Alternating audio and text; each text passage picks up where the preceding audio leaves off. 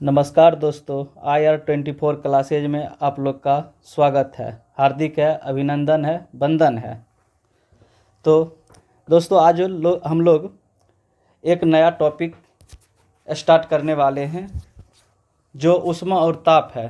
सबसे important topic में से एक ऊष्मा और ताप, जो हर एक एग्ज़ाम में या हर एक परीक्षा में 2 से 3 नंबर देखने को मिलता है।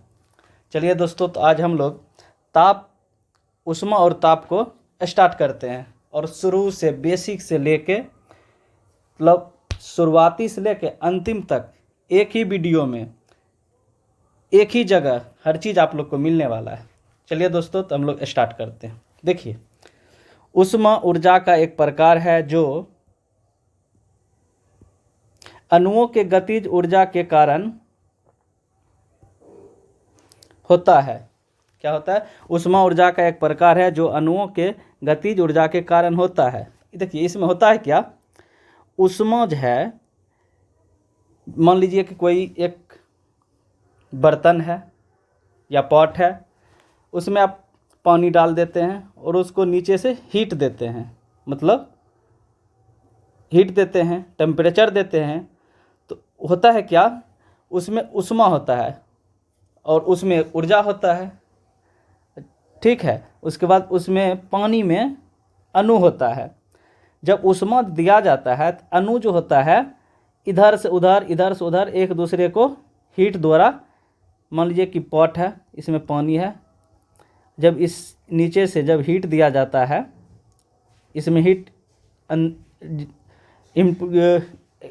आएगा, उसके बाद एक दूसरे अणु को गर्म करेगा, अणु को गति कराएगा। गति करने के कारण इसमें हीट जनरेट होता है। ठीक है दोस्तों, आप लोग समझ गए होंगे और समझने में कोई कठिनाई नहीं होनी चाहिए। यही होता है, जब अणु एक दूसरे की ओर गति जब करता है तो एक दूसरे को हीट देता है, जिसके कारण ताप होता है। देखिए, ताप होता है किधर से किधर। ताप में अंतर के कारण ऊष्मा का प्रवाह उच्च ताप से निम्न ताप की ओर होता है। क्या होता है? ताप में अंतर के कारण ऊष्मा का प्रवाह उच्च ताप से निम्न ताप की ओर होता है। ठीक है, जैसे उच्च ताप वाला, मान लीजिए कहीं आपका भोज बन रहा है, ठीक है दोस्तों, या आप खाना बना रहे हैं या वहाँ कहीं आप आग जला रखे हैं। जब उसके नज़दीक जाइएगा तो ज़्यादा हीट पता चलेगा, जब उससे दूर जाएंगे हीट कम बुझाता है। यही कारण होता है कि ऊष्मा जो है उच्च ताप से निम्न ताप की ओर जाता है। जैसे इधर हीट दीजिएगा, आप दूर बैठे हैं, धीरे धीरे आपके तरफ भी उस हीट को लेके जाता है, मतलब उस ऊष्मा को लेके जाता है। यही होता है, ताप में अंतर के कारण ऊष्मा का प्रवाह उच्च ताप से निम्न ताप की ओर होता है। ऊष्मा का एसआई मात्रक जूल होता है।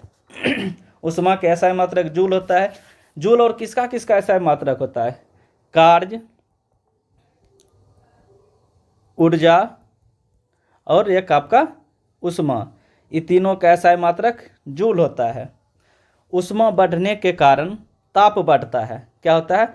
ऊष्मा बढ़ने के कारण ताप बढ़ता है। जितना आप ऊष्मा दीजिएगा उतना ज़्यादा हीट होगा जनरेट, मतलब ताप बढ़ता है। ठीक है दोस्तों, आप समझ गए होंगे। और होता है कि जब आप ऊष्मा दीजिएगा, ताप बढ़ने के कारण उसका आकार भी बढ़ता है। आपको पता है, कोई भी चीज़ जब गर्म होता है तो ऑटोमेटिक और बड़ा होते जाता है, पता होना चाहिए। कोई भी चीज़ जब गर्म होगा तो ऑटोमेटिक और बड़ा होगा, समझने वाली बात है।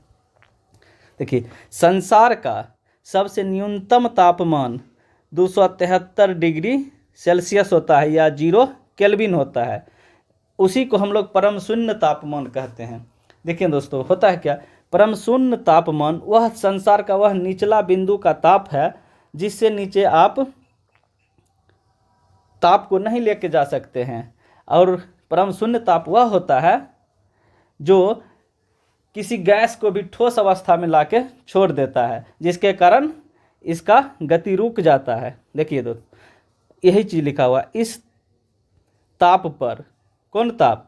परमशून्य ताप पर गैस ठोस अवस्था में चला जाता है, जिसके कारण इसका गति रुक जाता है। समझ गए होंगे आप लोग। देखिए, जल का त्रिक बिंदु हम लोग पढ़ते हैं। जल का त्रिक बिंदु मतलब ठोस, द्रव और गैस। ठोस मतलब कहे तो आपका बर्फ हो गया, द्रव मतलब पानी हो गया, गैस मतलब आप गैस समझ ही रहे हैं।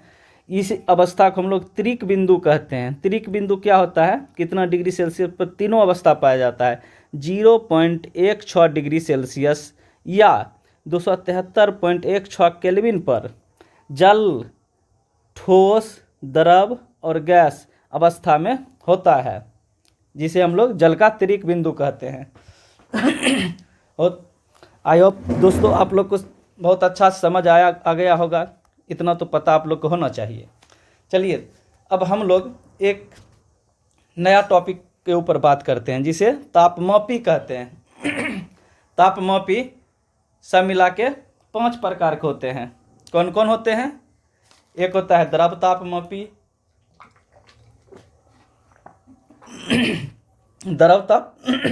द्रव तापमापी में हम लोग 2 को पढ़ेंगे, एक पारा तापमापी, दूसरा एल्कोहल तापमापी। द्रव तापमापी 2 प्रकार के होते हैं। तापमापी देखिए दोस्तों सब मिला के 5 प्रकार के होते हैं, जिसमें द्रव तापमापी, गैस तापमापी, प्लेटिनम प्रतिरोध तापमापी और तापयुग्म तापमापी। उसके बाद पूर्ण विकिरण तापमापी। 5 प्रकार के पढ़ लिए। अब इसी 5 प्रकार को अलग अलग करके हम लोग अध्ययन करेंगे। देखिए दोस्तों, द्रव तापमापी दो प्रकार के होते हैं। पारा तापमापी। पारा तापमापी कहाँ से कहाँ के तापों को मापता है? -30 डिग्री सेल्सियस से लेके 356 डिग्री सेल्सियस तक के ताप को हम लोग पारा तापमापी से मापते हैं। इसी बीच में हम लोग का डॉक्टरी तापमापी भी आता है, जो 35 डिग्री सेल्सियस से 43 डिग्री सेल्सियस के बीच के ताप को मापता है। उसमें भी पारा ही होता है। तो पारा तापमापी हम लोग -30 डिग्री सेल्सियस से लेके 356 डिग्री सेल्सियस तक को मापते हैं। पारा तापमापी हम लोग पढ़ लिए। अब हम लोग एल्कोहल तापमापी के बारे में पढ़ेंगे। एल्कोहल तापमापी -112 डिग्री सेल्सियस से लेके 78 डिग्री सेल्सियस को मापता है। पारा तापमापी आप लोग याद रखिएगा, -30 डिग्री सेल्सियस 356 डिग्री सेल्सियस, और एल्कोहल तापमापी -112 डिग्री सेल्सियस से 78 डिग्री सेल्सियस तक को मापता है। शरीर के ताप को डॉक्टरी तापमापी द्वारा मापते हैं। डॉक्टरी तापमापी यही होता है, पारा तापमापी का एक रूप होता है, जो 35 डिग्री सेल्सियस से लेकर 43 डिग्री सेल्सियस तक, या फ़ारेनहाइट में बोले तो 95 डिग्री फ़ारेनहाइट से 110 डिग्री फ़ारेनहाइट को मापते हैं। देखिए, इस डॉक्टरी तापमापी को हम लोग ना ज्वर तापमापी भी कहते हैं। डॉक्टरी तापमापी को क्या कहते हैं? ज्वर तापमापी। ज्वर तापमापी कितना डिग्री सेल्सियस ताप को मापता है? तो 35 डिग्री सेल्सियस से लेके 43 डिग्री सेल्सियस तक को। इसमें देखिए, जब आप डॉक्टरी तापमापी को देखेंगे, ठीक है दोस्तों, इसमें आप देखेंगे कि 98.4 डिग्री सेल्सियस जहाँ लिखा हुआ रहता है ना, वहाँ पे लाल चिन्ह दिया हुआ रहता है। लाल चिन्ह का प्रयोग किया हुआ रहता है। इसका मतलब आपका शरीर का तापमान इस अवस्था में जब इतना डिग्री सेल्सियस होता है, 98.4 डिग्री सेल्सियस, तो आपका तापमान सामान्य तापमान होता है।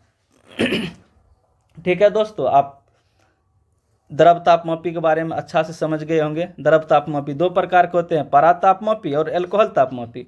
पारा तापमापी कितना मापता है ताप को? -30 डिग्री सेल्सियस से 356 डिग्री सेल्सियस, और एल्कोहल तापमापी -112 degree Celsius to 78 degree Celsius. तो आप लोग द्रव तापमापी के बारे में अच्छा से समझ गए होंगे। अब गैस तापमापी के बारे में हम लोग अध्ययन करेंगे।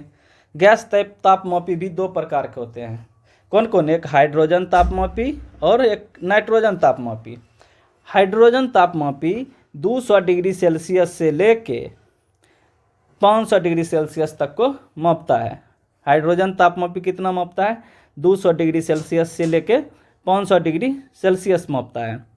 हाइड्रोजन तापमापी के बाद हम लोग अध्ययन करेंगे गैस तापमापी के दूसरा कंपोनेंट जो होता है नाइट्रोजन तापमापी।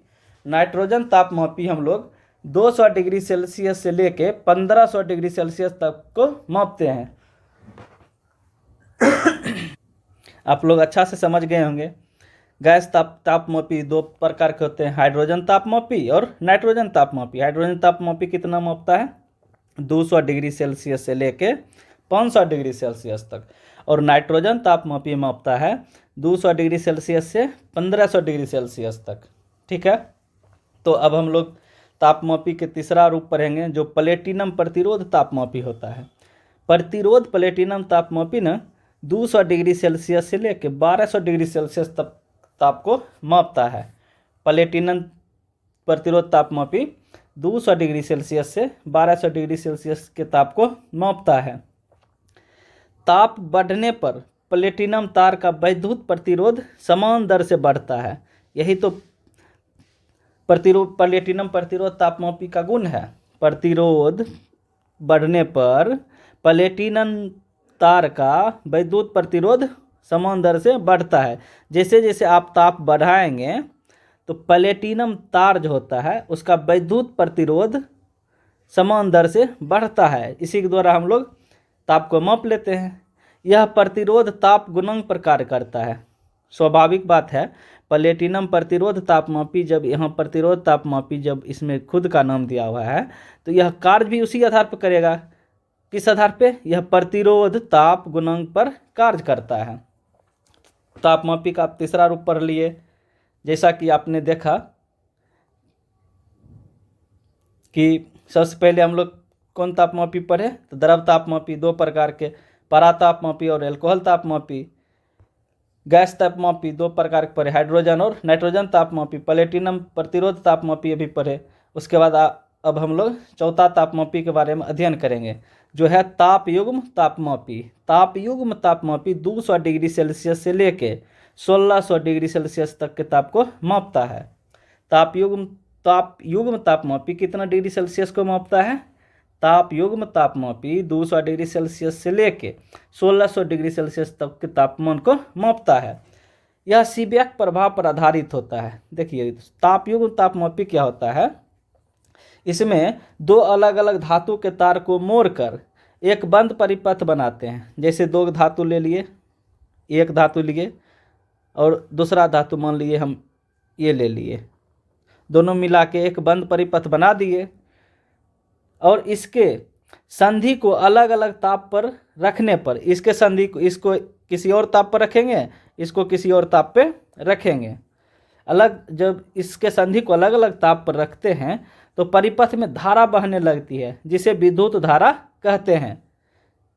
जैसे अलग अलग ताप पर रखेंगे, इसमें एक धारा बहने लगता है। इसमें क्या बहने लगता है? एक धारा बहने लगता है जिसे विद्युत धारा कहते हैं। कैसे बहता है? तो जैसे उच्च ताप वाला निम्न ताप की ओर बहेगा। आई होप दोस्तों, जैसा कि मुझे संभावना लग रहा है आप लोग सीबेक प्रभाव को अच्छा से जान गए होंगे और समझ गए होंगे। तापयुग्म तापमापी जो होता है सीबेक प्रभाव पर आधारित होता है। क्या होता है? तापयुग्म तापमापी सीबेक प्रभाव पर आधारित होता है। इसमें होता है क्या, अभी तक हम लोग अच्छे से आपको बताए हैं कि दो अलग अलग धातु लेंगे, एक धातु ये हुआ, एक धातु ये हुआ, और इसके संधि को अलग अलग ताप पर रखते हैं। मान लीजिए कि इसको रख देंगे 30 डिग्री सेल्सियस पर, इसको रख देंगे 25 डिग्री सेल्सियस पर। तो इसमें क्या होता है, ताप के कारण इसमें एक धारा बहने लगता है जो उच्च ताप से निम्न ताप की ओर धारा बहता है जिसे विद्युत धारा कहते हैं। इसी के आधार पर हम लोग बिजली का उत्पादन भी कर पाते हैं हम लोग सीबेक प्रभाव के आधार पर। ठीक है, अब पूर्ण विकिरण तापमापी हम लोग पढ़ेंगे। पूर्ण विकिरण तापमापी वही तापमापी जो सूर्य के ताप को भी माप लेता है। क्या होता है? पूर्ण विकिरण तापमापी सूर्य के ताप को माप लेता है, मतलब जिसे हम छू भी नहीं पाते हैं उसका ताप हम लोग माप सकते हैं। यह स्टीफन के नियम पर आधारित है। स्टीफन साहब ने इस नियम को दिया था पूर्ण विकिरण तापमापी को। पूर्ण विकिरण तापमापी को किसने दिया? स्टीफन साहब ने दिया था।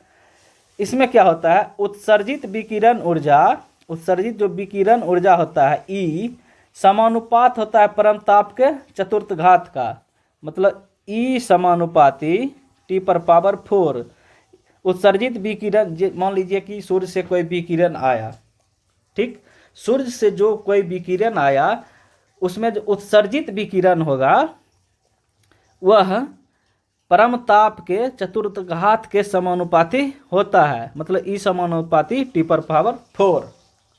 अच्छा से आप लोग समझ गए होंगे। इसमें होता है घनत्व बराबर द्रव्यमान बटा आयतन, यह तो फार्मूला है, आप लोग को पहले से भी पता होना चाहिए। जैसे घनत्व बढ़ेगा तो आयतन क्या होगा, घटेगा। घनत्व बढ़ेगा तो द्रव्यमान भी बढ़ेगा लेकिन आयतन घटेगा। ऊपर ऊपर वाला बढ़ेगा, नीचे वाला घटेगा। जैसे यह घटेगा तो ऊपर ऊपर वाला घटेगा और नीचे वाला बढ़ेगा। सोचने वाली बात है, और आप लोग पहले से भी जानते होंगे। जैसे घनत्व बढ़ाएंगे ऊपर ऊपर सेम रह जाता है, घनत्व बढ़ाए ताप द्रव्यमान बढ़ जाएगा और आयतन घट जाएगा। और घनत्व जैसे घटाइएगा तो ऊपर ऊपर घटेगा, तो जैसे घनत्व घटाइएगा तो द्रव्यमान भी घट जाएगा और आयतन बढ़ जाएगा। यही होता है, ताप बढ़ने पर आयतन बढ़ता है। जैसे आप लोग ताप बढ़ाएंगे तो आयतन बढ़ जाता है। कोई भी चीज़ जब गर्म होता है तो उसका आयतन बढ़ता है, पता है। कोई भी चीज़ जब गर्म होगा तो उसका आयतन बढ़ेगा। ठीक है दोस्तों, आप लोग इस बात को समझ गए होंगे। तापयुग्म तापमापी के बारे में आप लोग अच्छा से समझ गए होंगे। तापयुग्म तापमापी 5 प्रकार का होता है, जिसमें द्रव तापमापी 2 प्रकार का, परातापमापी और एल्कोहल तापमापी। परातापमापी -30 degree Celsius to 356 degree Celsius मापता है। एल्कोहल तापमापी -112 सेल्सियस टू 78 डिग्री सेल्सियस तक मापता है। द्रव तापमापी 2 प्रकार का होता है, दोनों के दोनों आप लोग पढ़ लिए। उसके बाद शरीर का तापमापी, डॉक्टर तापमापी, जो परातापमापी का ही एक प्रकार होता है, ठीक है। उसके बाद गैस तापमापी, हाइड्रोजन तापमापी और नाइट्रोजन तापमापी। हाइड्रोजन तापमापी 200 डिग्री सेल्सियस से लेके 1200 डिग्री सेल्सियस तक मापते हैं, और नाइट्रोजन तापमापी को से हम लोग 200 डिग्री सेल्सियस से 1500 डिग्री सेल्सियस तक मापते हैं। यह सब आप लोग को पढ़ा दिया गया है और आप लोग अच्छा से समझ गए होंगे। इसको हम रिवाइज बस पीछे करके थोड़ा कर रहे हैं। प्लेटिनम प्रतिरोध तापमापी 200 डिग्री सेल्सियस से 1200 डिग्री सेल्सियस होता है।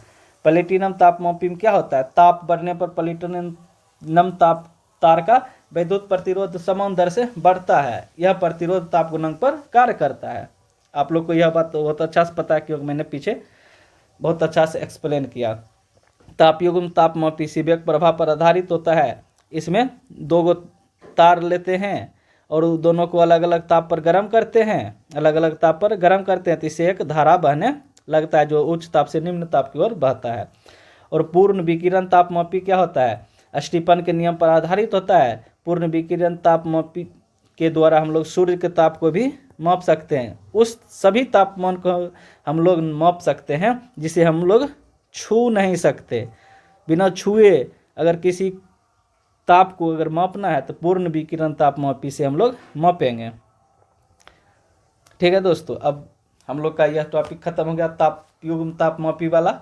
अब हम लोग ऊष्मा संचरण के बारे में पढ़ेंगे। ऊष्मा का संचरण, ऊष्मा संचरण देखिए 3 प्रकार से होता है। एक होता है चालन, दूसरा होता है संवहन, तीसरा होता है विकिरण। इस तीनों के बारे में हम लोग अब ऊष्मा संचरण में पढ़ने वाले हैं। देखिए चालन क्या होता है दोस्तों। चालन वही होता है जिसमें ऊष्मा का आदान प्रदान अणु के बिना गति के कारण होता है। जैसे चालन, जैसे लोहा, आप लोहा ले लीजिएगा, मान लीजिए कि एक लोहा का आपने छड़ लिया, ये तो ठोस अवस्था में है। इसमें अणु एक दूसरे के पास ऐसे तो जाएगा नहीं। इसमें होगा क्या, मान लीजिए कि यहाँ एक अणु है, यहाँ एक अणु है, यहाँ एक अणु है, यहाँ एक अणु है। इसको फ्रेश बनाते हैं। मान लीजिए कि यह एक लोहा का छड़ है, इसमें एक अणु यहाँ, इस सारा अणु एक दूसरे से सटा हुआ रहेगा, सारा अणु एक दूसरे से सटा हुआ रहेगा, जिसके कारण यह अणु एक दूसरे के पास जाके गर्म नहीं कर पाता है। सारा अणु मान लीजिए कि सटा हुआ है, ठीक है, जिसके कारण यह गर्म नहीं कर पाता है, माध्यम को गर्म नहीं कर पाता है, मतलब एक दूसरे से के पास जाके। इसमें होता है क्या, एक अणु यहाँ हुआ, दूसरा अणु यहाँ हुआ, इस अणु से इस अणु, यह अणु जो सटा हुआ है या इस अणु से यह अणु जो सटा हुआ है, एक दूसरे को सिर्फ सटे रहने के कारण गर्म करता है। इसी को हम लोग चालन कहते हैं। वही होता है, ठोस में होता है। क्या होता है, चालन ठोस में होता है। इसमें ऊष्मा का संचरण अणुओं के एक स्थान से दूसरे स्थान तक बिना गमन किए होता है। बिना अणुओं का एक स्थान से दूसरे स्थान तक बिना गमन किए होता है। इसी का ऊष्मा संचरण सबसे धीमी विधि है। यह क्या होता है, ऊष्मा संचरण के सबसे धीमी विधि है। क्या है, यह ऊष्मा संचरण का सबसे धीमी विधि है। जैसे देखिए दोस्तों, जैसे यह एक बर्तन है, इसमें गैस है, ऊष्मा संचरण अणु यहाँ से उठ के डायरेक्ट यहाँ चल जाएगा, यहाँ से उठ के यहाँ चलाएगा। इसमें ऊष्मा का संचरण जल्दी जल्दी होता है, जैसे द्रव और गैस में, क्योंकि उसमें खाली स्थान होता है। लेकिन ठोस में क्या होता है, धातु होता है, जैसे लोहा, एल्युमिनियम। इसमें ऊष्मा का संचरण एक दूसरे के पास अणु के द्वारा नहीं हो पाता है। इसमें ऊष्मा का संचरण एक दूसरे से सटे रहने के कारण होता है।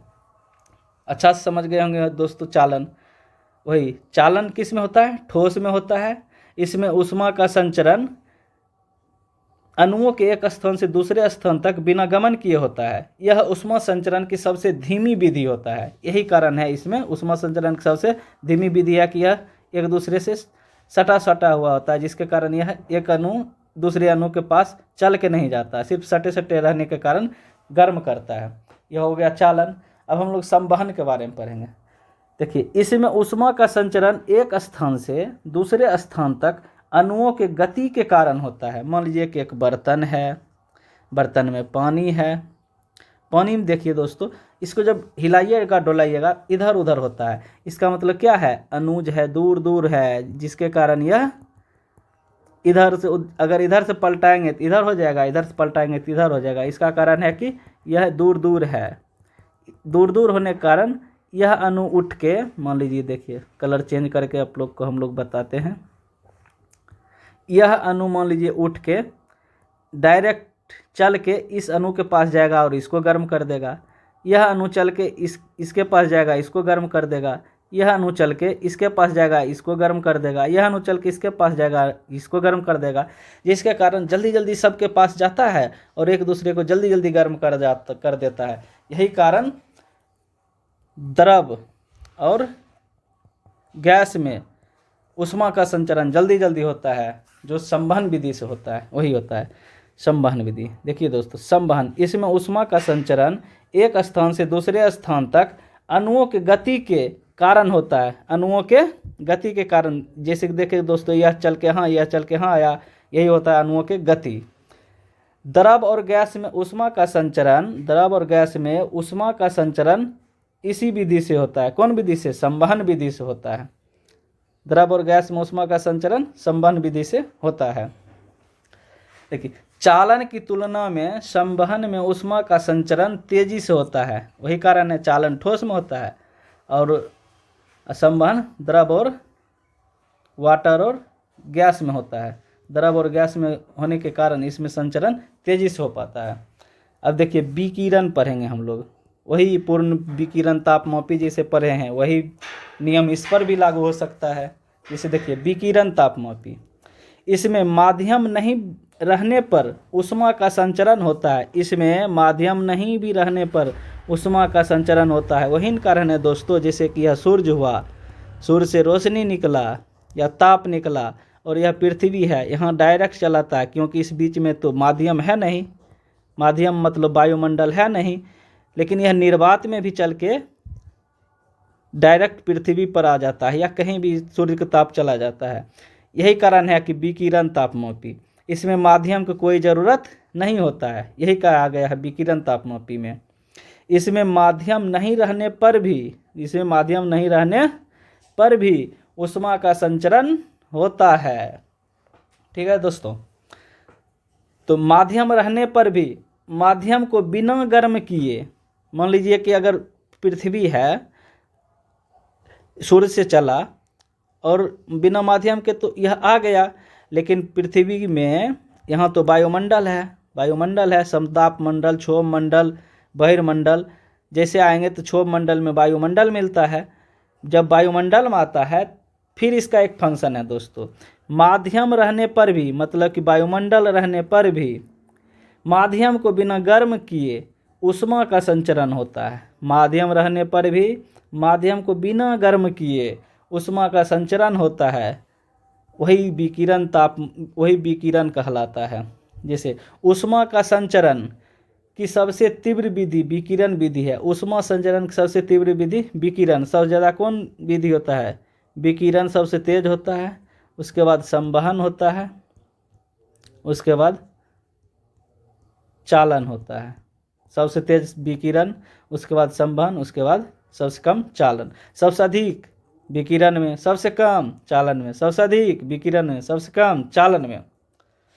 सूर्य की ऊष्मा विकिरण विधि द्वारा पृथ्वी तक पहुंचती है। सूर्य की किरण विकिरण विधि द्वारा पृथ्वी तक पहुंचती है, वही पॉइंट यहाँ लिखा हुआ है। सूर्य की ऊष्मा विकिरण विधि द्वारा पृथ्वी तक पहुंचती है। वायुमंडल गर्म संवहन विधि द्वारा होता है। वायुमंडल गर्म संवहन विधि द्वारा होता है, क्योंकि वायुमंडल में तो वायु होता है, वायु होता है, तो वायुमंडल संवहन विधि द्वारा गर्म होता है। लेकिन सूर्य से रोशनी या प्रकाश या किरण पृथ्वी तक संवहन विकिरण विधि से आता है, लेकिन वायुमंडल गर्म होता है संवहन विधि के कारण। अब न्यूटन के शीतलन नियम हम लोग पढ़ेंगे। अगला टॉपिक हम लोग क्या पढ़ने वाले हैं? न्यूटन का शीतलन नियम। ये देखिए, न्यूटन के शीतलन नियम में क्या होता है?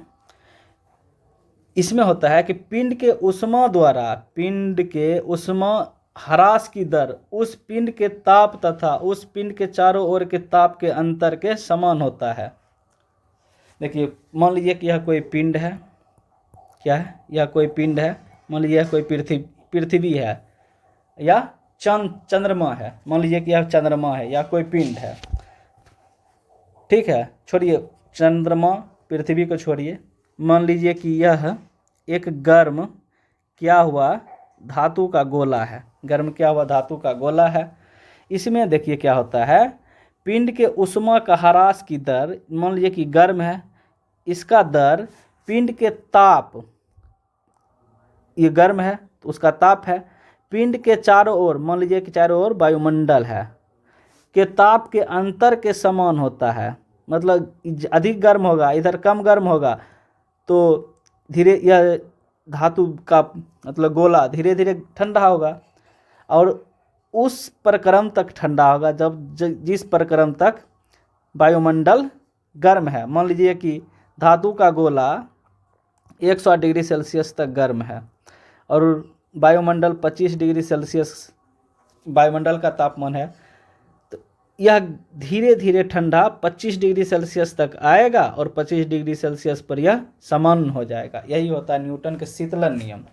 देखिए, पिंड के ऊष्मा ह्रास की दर उस पिंड के ताप तथा उस पिंड के चारों ओर, उस पिंड के ताप और उस पिंड के चारों ओर के ताप के अंतर के समान होता है। जैसे 50 डिग्री सेल्सियस से 40 डिग्री सेल्सियस होने में 10 मिनट लगा, तो 40 डिग्री सेल्सियस से 30 डिग्री सेल्सियस होने में 30 डिग्री सेल्सियस होने में 10 मिनट से अधिक समय लगेगा। क्यों?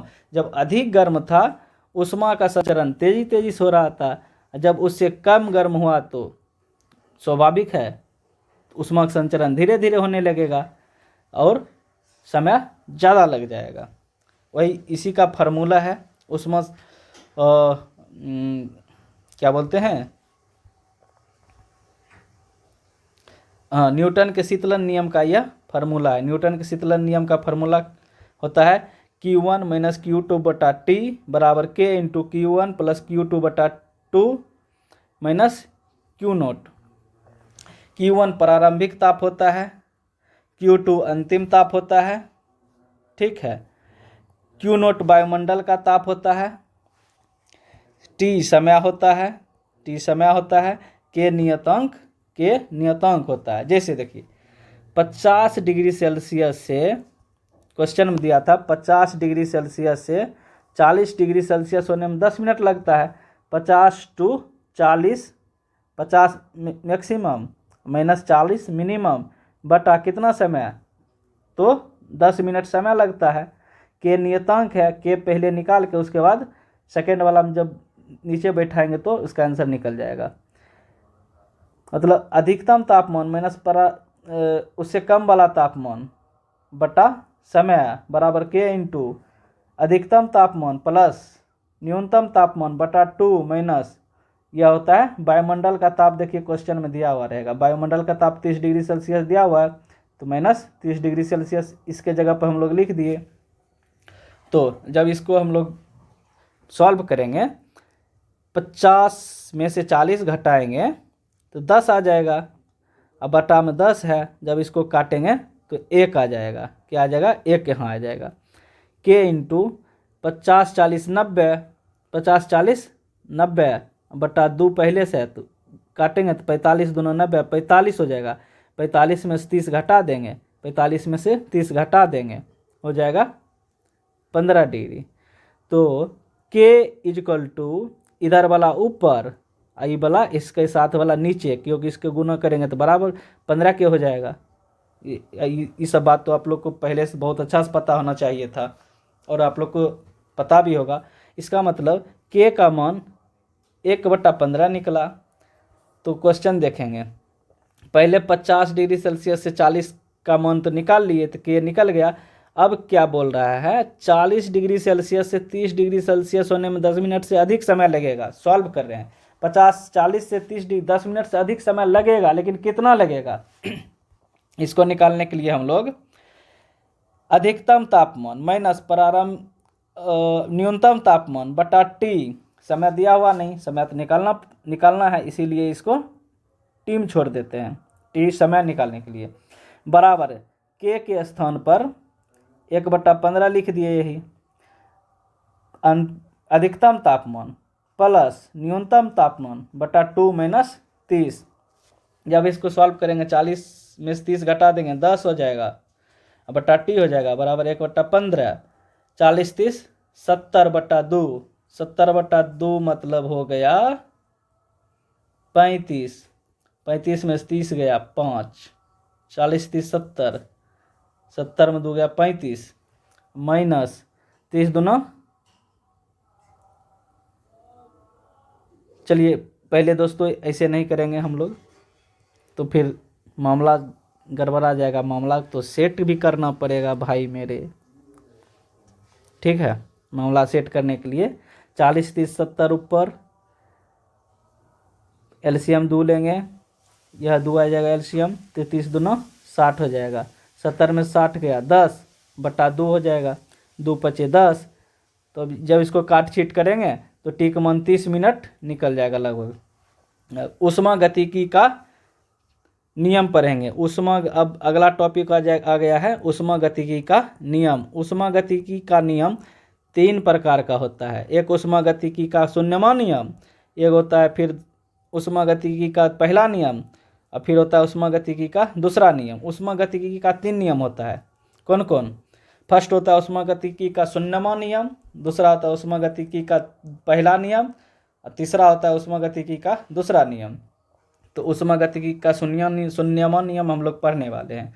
ऊष्मा गतिकी का शून्य नियम क्या कहता है, अगर ए कोई वस्तु है और बी कोई वस्तु है, दोनों का ताप बराबर है, और बी का कोई वस्तु है और सी कोई वस्तु है, अगर बी और सी दोनों का ताप बराबर है तो ए और सी का ताप बराबर होगा। वही कहता है, ए और बी कोई वस्तु है, दोनों का ताप बराबर है, बी सी कोई वस्तु है, दोनों का ताप बराबर है, तो ए और सी का भी ताप बराबर होगा। यही होता है ऊष्मा गतिकी का शून्यमान नियम।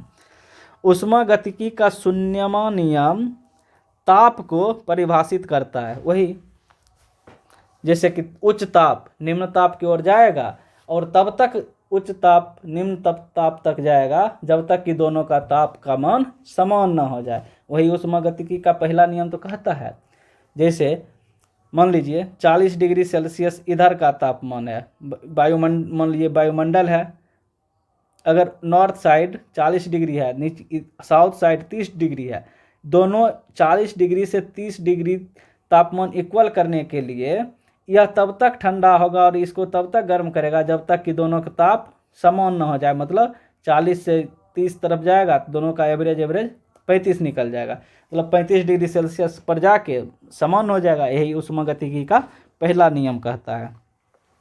ऊष्मागतिकी का ऊष्मागतिकी का यह शून्यवां नियम था। और ऊष्मागतिकी का पहला नियम क्या कहता है? कोई मशीन है, क्या होता है? कोई मशीन है, ठीक। और ऊष्मागतिकी के नियम मशीन पर कार्य करता है। देखिए दोस्तों, अब इसको हम लोग पढ़ते हैं। किसी वस्तु की दी गई ऊष्मा से वह दो कार्य करेगा। मान लीजिए कि कोई मशीन है, ठीक, कोई मशीन है, इसको हम लोग क्या किए? हीट दिए, या हीट देंगे तो मशीन जब चलेगा तो अपना अंदर का मशीन कुछ न कुछ चलाएगा, चलाने के कारण आंतरिक कार्य करेगा, जब मशीन चलेगा कुछ न कुछ बाहर भी फेंकेगा या कम करेगा। मान लीजिए कि अब पानी वाला पंपिंग सेट है, जब इसमें हम लोग पेट्रोल डीजल डाल के उसमें जब हैंडल लगाते हैं तो पेट्रोल डीजल जलने के कारण उसमें हीट जनरेट होता है। हीट जनरेट होगा तो उसमें कुछ न कुछ पार्ट्स घूमता है, ठीक, घूमता है, उसके कारण आंतरिक कार्य होता है। और पंपिंग सेट कुछ न कुछ पानी बाहर फेंकता है, जिसको पानी जो बाहर फेंकता है उसी को बाह्य कार्य कहते हैं। वही होता है ऊष्मागतिकी के पहला नियम। ऊष्मागतिकी का पहला नियम कहता है किसी वस्तु को अगर ऊष्मा देते हैं, मतलब किसी मशीन को अगर हम लोग ऊष्मा देंगे तो मशीन कुछ न कुछ अंदर का कार्य करेगा, जैसे कोई पार्ट घूमना, चलना, और बाह्य कार्य भी करेगा। बाह्य कार्य मतलब पानी फेंकना, या चिप्स मशीन है, मान लीजिए कोई चिप्स का मशीन है, उसमें कुछ हीट दिए तो वो अंदर का कुछ कार्य करेगा और बाद में चिप्स बना के बाहर भी फेंकेगा। यही कहता है ऊष्मागतिकी का पहला नियम। यह भी नियम आप लोग को अच्छा से समझ आया होगा। देखिए, ऊष्मागतिकी का पहला नियम ऊर्जा संरक्षण को परिभाषित करता है। यह क्वेश्चन डायरेक्ट पूछता है एग्जाम में। ऊष्मागतिकी का पहला नियम क्या करता है? ऊर्जा संरक्षण को परिभाषित करता है। सीधे कहेगा ऊर्जा संरक्षण को परिभाषित कौन नियम करता है? पहला नियम करता है। यह ऊष्मा को परिभाषित करता है, ऊर्जा संरक्षण को भी परिभाषित करता है और ऊष्मा को भी परिभाषित करता है। वही ऊष्मा जो दिए वो कुछ न कुछ कार्य किया, कुछ न कुछ बाहर किया, वही ऊष्मा को भी परिभाषित करता है। ऊर्जा संरक्षण को भी परिभाषित करता है। कुछ न कुछ हम लोग ऊर्जा दिए, वो अपना कुछ न कुछ अंदर का कार्य किया, कुछ बाहर किया, सब मिला के उतना ही कार्य किया जितना हम लोग उसको ऊष्मा दिए। यही ऊष्मा संरक्षण होता है। अब ऊष्मागतिकी का दूसरा नियम हम लोग पढ़ते हैं। ऊष्मागतिकी का दूसरा नियम कहता है, ऊष्मागतिकी का दूसरा नियम दो वैज्ञानिक ने दिया था, एक क्लौसियस, दूसरा केल्विन। क्लौसियस साहब ने कहा कि ऊष्मा का प्रवाह निम्न ताप से उच्च ताप की ओर नहीं हो सकता। ऊष्मा का प्रवाह कहाँ से होता है? उच्च ताप से निम्न ताप की ओर, उच्च ताप से निम्न ताप की ओर। वही चीज कहा है, निम्न ताप से उच्च ताप की ओर नहीं होगा, मतलब उच्च ताप से निम्न ताप की ओर होगा, ठीक है। निम्न ताप से उच्च ताप की ओर कैसे होगा? क्योंकि ताप आपका 2 डिग्री है, 10 डिग्री वाले को छुइएगा तो ज़्यादा गर्म लग जाएगा, इसी कारण कम वाला ज़्यादा हीट देगा नहीं, कोई कभी भी देगा तो 10 डिग्री टेम्परेचर वाला, 2 डिग्री टेम्परेचर वाला देगा, मतलब उच्च ताप से निम्न ताप की ओर देगा। वही चीज़ क्लौसियस साहब ने ऊष्मागतिकी के दूसरा नियम में दिया था। अब केल्विन साहब ने केल्विन प्लैंक नियम दिया। इन्होंने कहा मशीन की दक्षता 100% से कम होता है, ठीक है। कोई भी मशीन की दक्षता 100% से कम ही होगा, 100% कभी भी नहीं होगा। मतलब आदर्श मशीन की दक्षता 100% माना जाता है। आदर्श मशीन की दक्षता 100% सिर्फ माना जाता है, पर यह वास्तव में संभव नहीं है। क्योंकि कुछ न कुछ जब मशीन को कुछ न कुछ हीट देंगे, वो अपना कुछ न कुछ कार्य करेगा, जो बाहर कुछ न कुछ एनर्जी देगा, ठीक। तो मशीन जब चलेगा तो कुछ न कुछ तो ऊष्मा को खाएगा, या कार्य करने में कुछ न कुछ घर्षण होगा, जिसके कारण कुछ तो उसका इंटरनल तो होगा ही, खर्च होगा ही। यही कारण है कि आदर्श मशीन को 100% माना जाता है, पर यह वास्तव में संभव नहीं है, क्योंकि अंदर कुछ न कुछ घर्षण के कारण, टूट फूट के कारण कुछ न कुछ कमी एनर्जी में होगा ही। ठीक है दोस्तों, तो अब हम लोग ऊष्मीय प्रक्रम अगला टॉपिक पढ़ने वाले हैं, ऊष्मीय प्रक्रम। देखिए दोस्तों, ऊष्मीय प्रक्रम क्या होता है? ऊष्मीय प्रक्रम उसी को कहा जाता है जिस प्रक्रम से हम लोग चीज़ों को समझ पाते हैं। देखिए, ऊष्मीय प्रक्रम में हम लोग 5 चीज़ों को समझेंगे। ऊष्मीय प्रक्रम को में हम लोग 5 चीज़ों को समझेंगे। देखिए, प्रथम ऊष्मीय प्रक्रम हम लोग चक्रीय प्रक्रम समझेंगे। चक्रीय प्रक्रम क्या होता है? मान लीजिए कि यह कोई चक्का है, कोई गोल सा चक्का है। मान लीजिए कि यह चलना चक्का, मान लीजिए यहाँ से चलना, चक्का के चारों ओर स्टार्ट करेंगे, चलते चलते चलते चलते फिर इसी जगह पर जाएंगे, इसी फिर चलेंगे, फिर यहीं जाएंगे। यही तो चक्रिया मतलब चक्कर, मतलब गोल गोल चक्कर लगाना, मतलब झूला। निकाय का विभिन्न अवस्था से होकर प्रारंभिक अवस्था में लौट आना। विभिन्न निकाय का विभिन्न अवस्था से, यहाँ से चले, यहाँ ऐसे आके प्रारंभिक अवस्था में फिर लौट आना, यह चीज़ क्या कहलाता है? चक्रीय प्रक्रम कहलाता है। निकाय यहाँ से चला, यहाँ आया, यहाँ से चला, यहाँ आया, इसी तरह से चलते चलते चलते चलते चलते यहाँ आ जाएगा, यही चक्रीय प्रक्रम कहलाता है। मतलब शुरू से चले फिर अंतिम में चल के वहीं आ गए, तो यही चक्रीय प्रक्रम कहलाता है। चक्रीय प्रक्रम आप लोग अच्छा समझ गए होंगे। अब समदाबीय प्रक्रम हम लोग पढ़ने वाले हैं। समदाबीय प्रक्रम क्या होता है? समदाबीय, दाबीय मतलब दाब एक समान होगा, समदाबीय प्रकरण कहलाएगा। चक्रीय प्रकरण में गोल गोल घूम जाएंगे, चक्रीय। समदाबीय प्रकरण में दाब एक समान होगा, समदाबीय कहलाएगा। ठीक है दोस्तों, तो अब हम लोग समआयतनिक प्रक्रम पढ़ेंगे। समआयतनिक में क्या होगा? इसमें आयतन निश्चित होगा। आयतनिक मतलब आयतन, इसमें आयतन निश्चित और किया गया बाह्य कार्य शून्य होगा। आयतनिक प्रक्रम क्या होता है? आयतन निश्चित होता है, किया गया बाह्य कार्य शून्य होता है। किया गया बाह्य कार्य शून्य होता है। आयतन प्रक्रम में आयतन निश्चित होता है, ठीक, लेकिन किया गया बाह्य कार्य शून्य होता है। क्योंकि जब आयतन निश्चित होगा, आयतन प्रक्रम में जितना आयतन है उतने आयतन रह गया, जब उतने को उतने छोड़ दिए तो बाह्य कार्य हुआ कहाँ? तो बाह्य कार्य शून्य हो जाएगा। अब समतापीय प्रक्रम, इस पूरे प्रक्रम में ताप समान होता है। समताप मतलब सम मतलब समान, तापीय मतलब ताप। इस पूरे प्रक्रम में ताप समान होता है। जैसे बोलेगा कोई मशीन है, उस समतापीय प्रक्रम में, इसका मतलब मशीन का ताप एक समान है।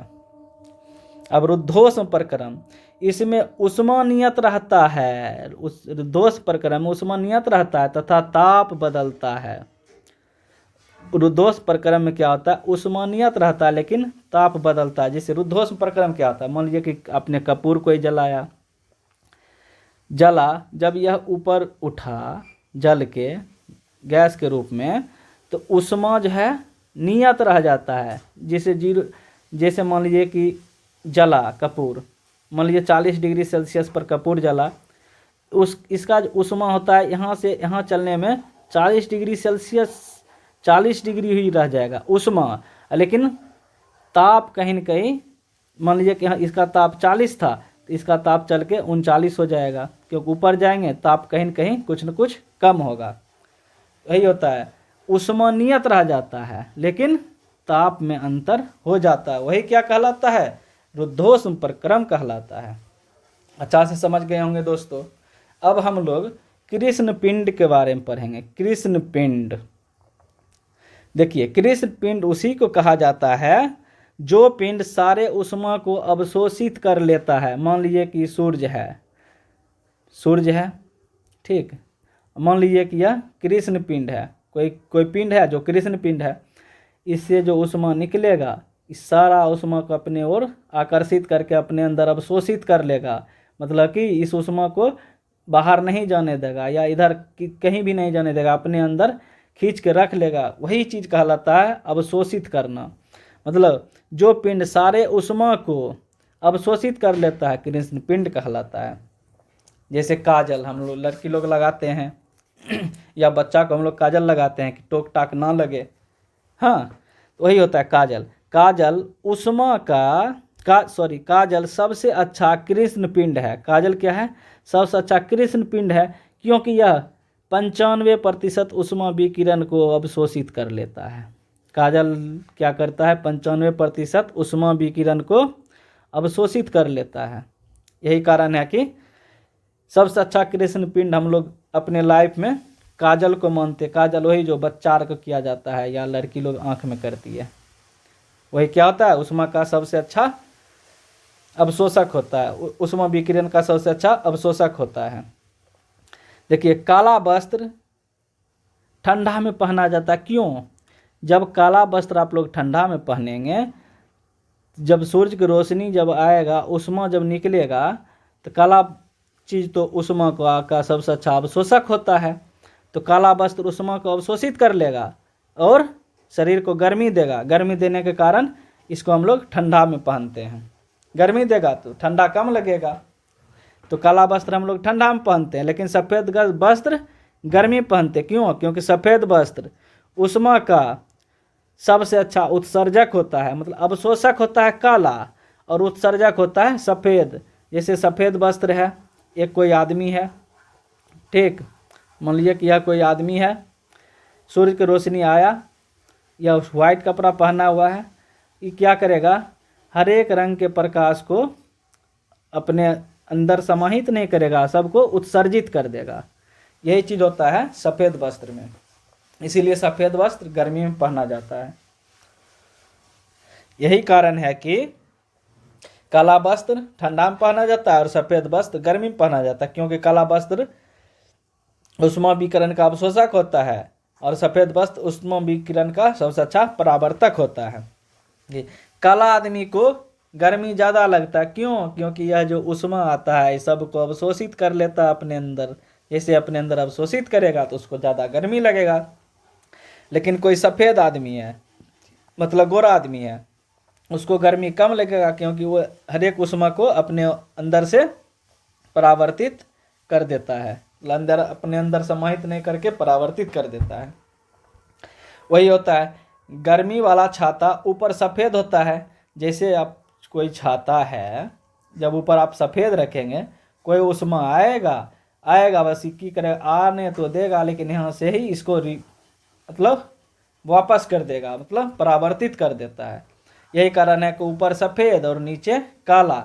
नीचे काला इसलिए रखा जाता है कि हाँ, मान लीजिए कोई आदमी है, ये कोई हीट छोड़ेगा, छाता क्या करेगा? अपने अंदर अपना हीट, इसका जो आदमी का जो हीट है या गर्मी है, काला छाता क्या करेगा? अवशोषित कर लेगा, और ऊपर व्हाइट रहेगा तो ऊपर वाले को ऊपर ही भेज देगा, नीचे वाले को सोख लेगा।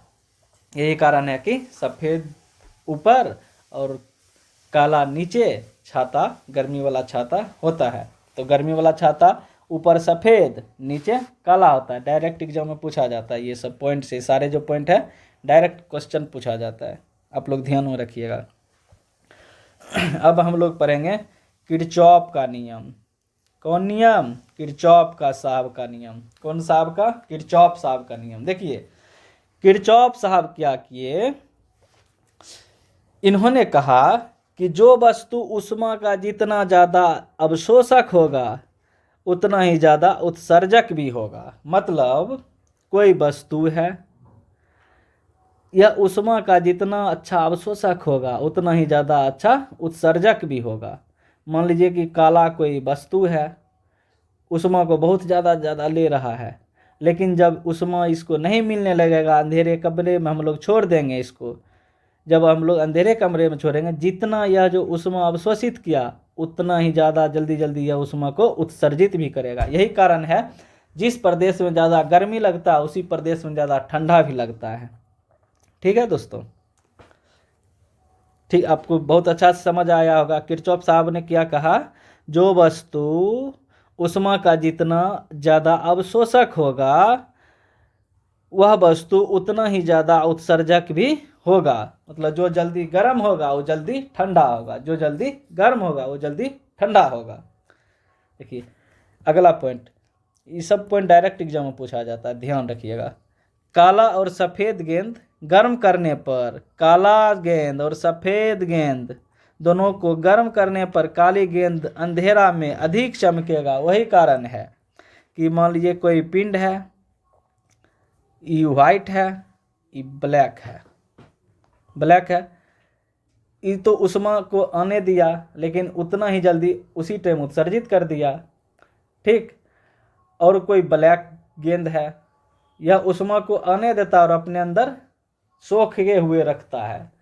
जैसे इसको आप जब अंधेरे कमरे में दोनों को लेके जाएंगे, क्या करेगा, यह तो जितना उस टाइम लिया था उत्सर्जन, उतना जितना आप ऊष्मा विकिरण लिया था लगभग उतना तो वापस कर दिया, तो इसके पास कम उत्सर्जन रहा, कम ऊष्मा विकिरण रहा।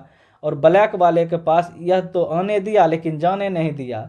यही कारण है जब दोनों गेंद को हम लोग अंधेरे कमरे में जब लेकर चलेंगे, यह तो अपना गुण पहले खो बैठा है लेकिन इसमें तो अपना गुण छिपा हुआ है। यही कारण है कि ब्लैक वाला जो बॉल होता है, ब्लैक बॉल अंधेरे में ज़्यादा चमकेगा, क्योंकि सूर्य की रोशनी में यह खूब अच्छा से ऊष्मा विकिरण को अपने अंदर समाहित किया और जब अंधेरे कमरे में लेके जाएंगे तो यही अपना फिर उत्सर्जित करेगा। यही तो किरचॉफ साहब ने कहा था कि जो वस्तु जितना ज़्यादा अवशोषक होगा वह वस्तु उतना ही ज़्यादा उत्सर्जक भी होगा, ठीक है। तो अब आगे पढ़ते हैं। काली प्याली में चाय जल्दी ठंडा होगा। क्यों काली प्याली में जल्दी ठंडा होगा? क्योंकि जो वस्तु जितना ज़्यादा अवशोषक उतना ही ज़्यादा उत्सर्जक भी, ज़्यादा गर्म भी होगा तो ज़्यादा जल्दी ठंडा भी होगा। थर्मस बाहर और भीतर सफ़ेद और चमकदार बनाया जाता। क्यों? जैसे कोई थर्मस है, बाहर और भीतर चमकदार और सफ़ेद बनाते हैं क्योंकि बाहर से जो ऊष्मा आएगा, मान लीजिए कि यह थर्मस है, बाहर से जो ऊष्मा आएगा अगर वाइट रहेगा आएगा और इसको परावर्तित कर देगा, तो बाहर से जो ऊष्मा आएगा उसको परावर्तित कर देगा, तो कोई इफेक्ट नहीं पड़ने वाला। अंदर वाला जो मान लीजिए कि गर्म पानी है, यह इसमें जाएगा, वाइट इधर भी वाइट है, इस तरफ भी, बाहर भीतर दोनों तरफ वाइट है। जैसे यहाँ से हीट निकलेगा, दीवार पे जाएगा, यहाँ वाइट रहने के कारण कहेगा वापस जाओ, फिर वापस कर देगा, तो जितना यह गर्म पहले था उतने गर्म रह जाता है। यही कारण है कि थर्मस का पानी जल्दी ठंडा नहीं होता है, ठीक है दोस्तों। बहुत अच्छा से समझ गए होंगे। यह सब टॉपिक आप लोग के लिए एग्जाम के लिए बहुत ज़्यादा इम्पोर्टेंट और वीवीआई होने वाला है। अब ऊष्मीय प्रसार पढ़ेंगे हम लोग। ऊष्मीय प्रसार, अब हम लोग ऊष्मीय प्रसार के बारे में अध्ययन करेंगे। देखिए दोस्तों, ऊष्मीय प्रकार हम लोग 3 तरह से पढ़ेंगे, मतलब ऊष्मीय प्रकार 3 प्रकार के होते हैं और तीनों का अध्ययन हम लोग अभी करने वाले हैं। ऊष्मीय प्रसार, सबसे पहले ऊष्मीय प्रसार में पढ़ते हैं रेखीय प्रसार को। ऊष्मीय प्रकार 3 प्रकार के, एक रेखीय प्रकार, दूसरा क्षेत्रीय प्रसार और तीसरा आयतन प्रसार। ऊष्मीय प्रसार में हम लोग अब रेखीय प्रसार को पढ़ने वाले। देखिए रेखीय प्रसार क्या होता है। रेखीय मतलब रेखा, रेखीय मतलब रेखा लंबवत होता है, मतलब लंबा होता है। देखिए रेखीय प्रसार में लंबाई में परिवर्तन होता है, रेखीय प्रसार में लंबाई में परिवर्तन होता है, ठीक है दोस्तों। इसका फॉर्मूला आता है LF बराबर LI 1 प्लस अल्फा थीटा। याद रखिएगा, आगे जब न्यूमेरिकल हम लोग बताएंगे उस टाइम इसका यूज बहुत अच्छा से होने वाला है और बहुत अच्छा से और आसानी से आप लोग ये सब करने वाले हैं। देखिए रेखीय प्रसार के नियम पर क्या क्या कार्य करता है। रेखीय प्रसार नियम पर जब आप लोग इलेक्ट्रिक आयरन देखे होंगे या आप लोग कपड़ा में करते होंगे, ऑटोमेटिक जब उसमें ज़्यादा गर्मी आ जाता है, मतलब बहुत ज़्यादा हीट हो जाता है, ऑटोमेटिक वो मतलब डिस्कनेक्ट हो जाता है, मतलब हीट नहीं जनरेट करता है, ऑटो कट हो जाता है। वही कारण है रेखीय प्रसार के कारण। जैसे मान लीजिए कि यह इलेक्ट्रिक आयरन है, यह इलेक्ट्रिक आयरन है, आप लोग बिजली से कनेक्ट करते हैं। जैसे बिजली से कनेक्ट करेंगे तो इसमें करंट आएगा तो यह हीट होगा। जैसे यह हीट होगा तो इसमें क्या लगा हुआ रहता है, रेखीय प्रसार वाला एक कोई कंपोनेंट लगा हुआ रहता है। मान लीजिए कि यह रेखीय प्रसार वाला इसमें लगा हुआ है, वही कंपोनेंट, ठीक है, रेखीय प्रसार वाला कंपोनेंट यहाँ लगा हुआ है। जैसे इसमें बिजली दिए हम लोग, ठीक, यह तब तक हीट देगा जब तक कि इसका रेखीय प्रसार गुणांक समान है।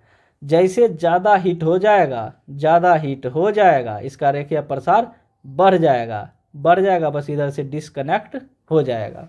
वही कारण है विद्युत हीटर में, विद्युत आयरन में, इस सब में ऑटो कट के लिए, या जो हम लोग पानी भरते हैं उसमें जो मोटर लगा हुआ था, उसमें एक मशीन लगा हुआ रहता है, उसमें भी ऑटो कट होता है। जैसे आप लोग का पानी भर जाएगा, जैसे पानी भरेगा तो धीरे धीरे वो हीट पानी भरने के कारण ज़्यादा होगा और ऑटो कट के कारण मशीन बंद हो जाएगा। मतलब जितना भी मशीन है जिसमें ऑटो कट होता है, सारे में रेखीय प्रसार वाला गुण पाया जाता है। मतलब वो लंबा होता है, रेखीय प्रसार रेखा जैसा होता है, और उसमें जो कंपोनेंट लगा रहता है, जैसे वो ज़्यादा हीट होगा उसका प्रसार ज़्यादा हो जाएगा, प्रसार होने के कारण वो टेढ़ा होगा और यहाँ से डिस्कनेक्ट हो जाएगा। ठीक है दोस्तों, तो रेखीय प्रसार आप लोग समझ गए होंगे क्या होता है। ऑटो कट आयरन में होता है और ऑटो कट में होता है। और रेखीय प्रसार पढ़ लिए, उसके बाद हम लोग पढ़ने वाले हैं क्षेत्रीय प्रसार के बारे में। क्षेत्रीय प्रसार के बारे में अब हम लोग अध्ययन करने वाले हैं। क्षेत्रीय प्रसार में क्या होता है, रेखीय मतलब रेखा था, वही क्षेत्रीय मतलब क्षेत्र, मतलब क्षेत्रफल में परिवर्तन होगा। इसका फार्मूला AF बराबर AI 1 + बीटा थीटा। ठीक, क्षेत्रीय प्रसार में क्षेत्रफल में परिवर्तन होगा। बहुत अच्छा से आप लोग समझ पा रहे होंगे। और आयतन प्रसार में आयतन है तो आयतन में परिवर्तन होगा, वही होता है। ऊष्मीय प्रसार जब हम लोग अध्ययन करते हैं, ऊष्मीय प्रसार 3 प्रकार के, रेखीय प्रकार, क्षेत्रीय प्रकार और आयतन प्रकार। रेखीय प्रसार में रेखा बढ़ेगा, रेखा मतलब लंबाई बढ़ेगा। क्षेत्रीय प्रसार में क्षेत्रफल बढ़ेगा और आयतन प्रसार में आयतन बढ़ेगा। इन तीनों का SI मात्रक क्या होता है, तीनों का SI मात्रक प्रति केल्विन होता है। तो चलिए दोस्तों, इससे आगे हम लोग ऊष्मीय प्रसार में अध्ययन करेंगे। देखिए, ऊष्मीय प्रसार जो होता है ना, इसका अनुपात अल्फा, बीटा और गामा, अल्फा, बीटा, गामा का अनुपात 1, 2, 3 होता है। मतलब रेखीय प्रसार 1, रेखीय प्रसार का 1, क्षेत्रीय प्रसार का 2 और आयतन प्रसार का अनुपात 3 होता है।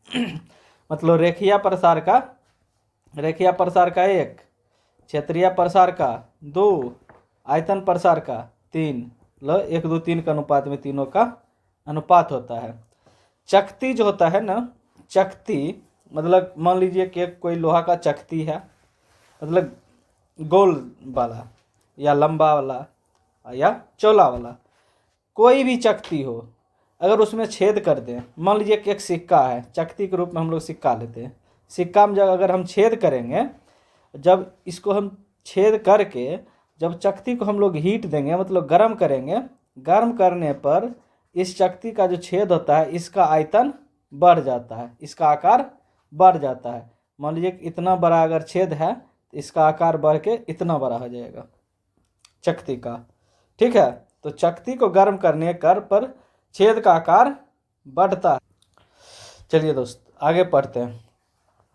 रेल की पटरी के बीच खाली जगह होता है। जैसे रेल की पटरी देखिएगा ना, रेल की पटरी है, इसके बीच जॉइंट पर कुछ खाली जगह होता है, कुछ जॉइंट पे खाली जगह होता है। क्यों?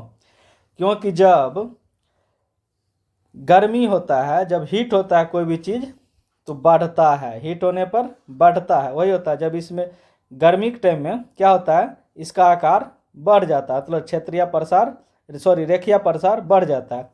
लंबा है रेखा के रूप में तो रेखीय प्रसार बढ़ेगा, जैसे बढ़ेगा तो बढ़ के इतना आ जाएगा, इधर से ये वर्ग कितना आ जाएगा और दोनों के दोनों सट जाएगा। इसीलिए दोनों के बीच में गैप दिया जाता है।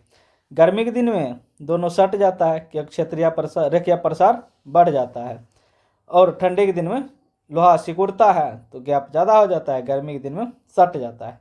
यही कारण है रेल पटरी के बीच में खाली जगह छोड़ा जाता है। ठीक है, कोई भी चीज़ को जब गर्म कीजिएगा उसका आयतन बढ़ता है, गर्म करने पर आयतन बढ़ता है। और कौन ऐसा चीज़ है जिसे गर्म करने पर आयतन घटता है? देखिए, गर्म करने पर आयतन उस सब चीज़ों का बढ़ता है जो जमता है। दुनिया में जितना भी चीज़ जमता है, क्या होता है?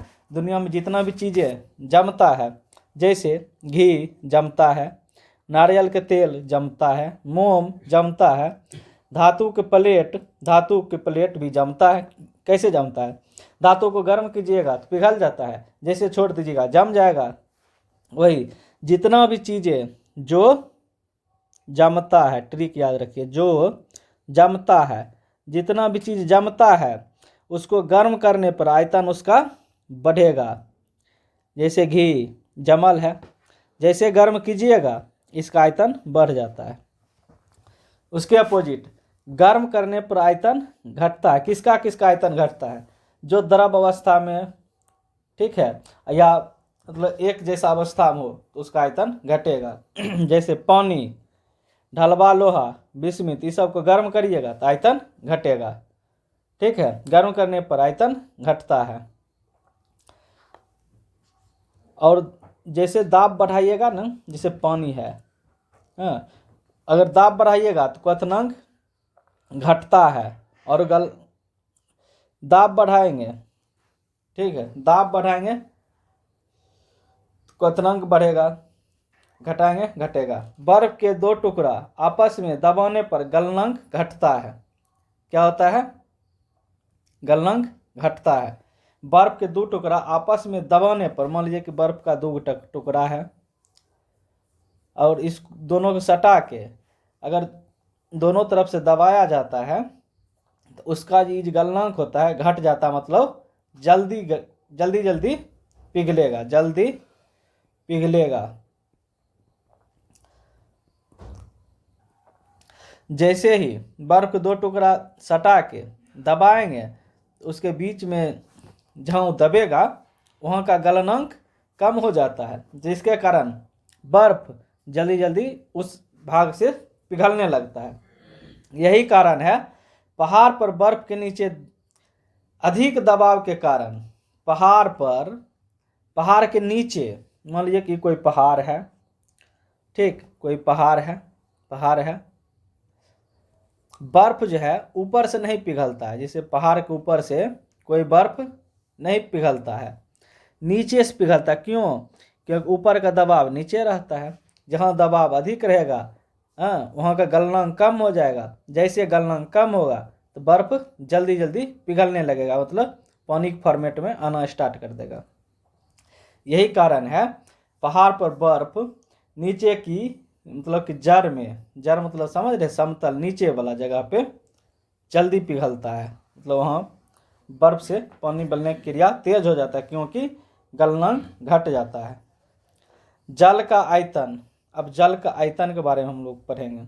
जल का आयतन जो होता है ना, 4 डिग्री सेल्सियस पर न्यूनतम होता है, 4 डिग्री सेल्सियस पर न्यूनतम। देखिए, जल 1 डिग्री से 10 डिग्री तक अगर हम लोग गर्म करेंगे ना, क्योंकि 4 डिग्री पर न्यूनतम होता है, 1 डिग्री से, जैसे 1 डिग्री सेल्सियस से धीरे धीरे 4 डिग्री सेल्सियस पर हम लोग जाएंगे तो पहले कम होता है, मतलब आयतन कम होता है, उसके बाद पूरा 4 डिग्री सेल्सियस पर जैसे जाइएगा न्यूनतम हो जाएगा। जैसे 4 डिग्री सेल्सियस से आगे बढ़िएगा तो धीरे धीरे बढ़ना स्टार्ट कर देगा। मतलब जल का आयतन 4 डिग्री सेल्सियस पर सबसे ज़्यादा न्यूनतम होता है। 4 डिग्री सेल्सियस से पहले वाला तापमान 1 डिग्री, 2 डिग्री, 3 डिग्री, ठीक है। उसके बाद जैसे आप लोग 4 डिग्री सेल्सियस पर जाइएगा इसका आयतन न्यूनतम हो जाएगा।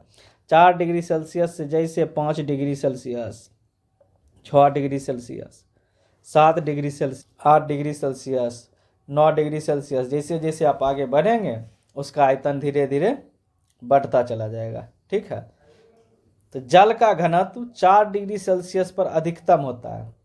जल का आयतन 4 डिग्री सेल्सियस पर न्यूनतम और जल का घनत्व 4 डिग्री सेल्सियस पर अधिकतम होता है। जैसे हम लोग 1 डिग्री सेल्सियस से 10 डिग्री सेल्सियस तक अगर गर्म करेंगे कोई चीज़ को, मतलब पानी को, पहले क्या होगा, पहले उसका घनत्व बढ़ता है 1 degree Celsius, 2 degree Celsius, 3 degree Celsius से लेकर जैसे जैसे आगे बढ़ेंगे पहले उसका घनत्व बढ़ता है। 4 डिग्री सेल्सियस पर जैसे आएंगे उसका घनत्व सबसे अधिकतम बिंदु पर चल जाएगा, मतलब महत्तम हो जाएगा। और जैसे 4 डिग्री सेल्सियस से आगे बढ़ेंगे 5 degree Celsius, 6 degree Celsius, 7 degree Celsius, 8 degree Celsius, 9 degree Celsius, 10 degree Celsius, वैसे वैसे इसका घनत्व कम होते जाता है। ठीक है, चलिए आगे देखते हैं। पानी का घनत्व जो होता है ना 1000 किलोग्राम प्रति मीटर क्यूब होता है। पानी का घनत्व 1000 किलोग्राम प्रति मीटर क्यूब होता है। और बर्फ का घनत्व 900 किलोग्राम प्रति मीटर क्यूब होता है। ठीक, इसीलिए कहा जाता है, जैसे पानी है, घनत्व मतलब समझाते हैं हम आपको। पानी है, ठीक, पानी में अगर कोई बर्फ डालिएगा, इसका 9 भाग नीचे रहेगा और 1 भाग ऊपर रहेगा। मतलब 9 भाग नीचे 1 भाग ऊपर, मतलब 10 में से 9 भाग नीचा 1 भाग ऊपर रहेगा। 9 1 10 हो गया कि नहीं हो गया? वही जल का घनत्व, सॉरी, बर्फ का घनत्व 900 किलोग्राम मीटर क्यूब और जल का घनत्व 1000 मीटर क्यूब। इसका मतलब 1000 मीटर क्यूब में 900 मीटर क्यूब बर्फ का घनत्व है। 9 भाग नीचा 1 भाग ऊपर रहेगा। यही कारण है, जैसे ही देखिएगा ये बर्फ हुआ, इसका घनत्व अधिक के कारण 1 भाग ऊपर है। जैसे बर्फ पिघलेगा तो पानी में के फॉर्मेट में आएगा। पानी के फॉर्मेट में आएगा, पहले 9 डूबा हुआ था, अब 10 डूबेगा। हाँ, अब पहले से जल का घनत्व 10 है। इसीलिए कहा जाता है जब बर्फ गलता है, मान लीजिए कि कोई गिलास है, गिलास में पानी भरा हुआ है, उस पानी में एक बर्फ का टुकड़ा डालते हैं। जब एक बर्फ का टुकड़ा डालेंगे तो होगा क्या, 9 भाग बर्फ का नीचे रहेगा, 1 भाग ऊपर रहेगा। जैसे बर्फ पिघलेगा ये अपना जल अवस्था में आएगा तो पानी का घनत्व पहले से 1000 मीटर क्यूब है, 1000 किलोग्राम मीटर क्यूब है। हाँ, जल बर्फ का 900 किलोग्राम मीटर क्यूब है। जैसे ही पिघलेगा ये 1 भाग भी 10 के फॉर्मेट में आ जाएगा, मतलब 1000 पानी के फॉर्मेट में आ जाएगा। जैसे पानी के फॉर्मेट में आएगा तो पिघल के उतना ही जगह घेरेगा, मतलब छेकेगा। कहा जाए तो कोई गिलास में पानी है, बर्फ का टुकड़ा तैर रहा है, अगर बर्फ पिघल जाएगा तो पानी का स्तर परिवर्तित रहेगा। जैसे बर्फ पिघल गया, जितना पानी था उतना ही रहेगा, मतलब पानी का स्तर अपरिवर्तित रहेगा। ठीक है दोस्तों, समझ गए होंगे आप लोग बहुत अच्छा से। चलिए तो आगे हम लोग बढ़ते हैं। बर्फ जब पिघलता है तो आयतन घटता है। अब पानी से अगर बर्फ बनता है तो आयतन बढ़ता है। यही कारण है, जैसे मान लीजिए कोई पाइप है, इसमें पानी बह रहा है, ठंडा प्रदेश है, बहुत ज़्यादा ठंडा है, बहुत ज़्यादा ठंडा रहेगा ना, नीचे का जो अंदर पाइप के अंदर का जो पानी है, पहले पानी रहेगा। जैसे पानी से बर्फ बनेगा इसका आयतन बढ़ जाएगा। जैसे इसका आयतन बढ़ेगा फोर्स लगाएगा किधर, बाहर की ओर, बस पाइप फट जाएगा। क्या होगा, पाइप फट जाएगा। यही कारण है ठंडा के प्रदेश में पाइप, मतलब पानी का पाइप फटने की संभावना बढ़ जाता है। गिलास में पानी भरकर उसमें बर्फ का टुकड़ा डालने पर आयतन समान रहता है। वही बात है, गिलास में पानी है, बर्फ का टुकड़ा डाल दिए, बर्फ पिघला तो आयतन समान रह जाएगा। वही चीज़ है। झील में बर्फ ऊपर जमता है। जैसे मान लीजिए कोई झील है, इसमें पानी है, ठीक, पानी है, बर्फ क्या होता है, ऊपर से जम जाता है, ठीक, ऊपर से जम जाएगा। और नीचे का तापमान पृथ्वी के तापमान के कारण 4 डिग्री, क्योंकि जल का घनत्व 4 डिग्री सेल्सियस पर अधिकतम होता है, इसी के कारण जल का निचले स्तर में जल 4 डिग्री सेल्सियस पर रहता है। जब 4 डिग्री सेल्सियस पर रहेगा, 4 डिग्री सेल्सियस पर रहने का मतलब है यह बर्फ बनेगा नहीं, मतलब यहाँ का पानी बर्फ नहीं बनेगा, यह पानी के फॉर्म में ही रह जाएगा। यही कारण है नदी में बर्फ जब जम जाता है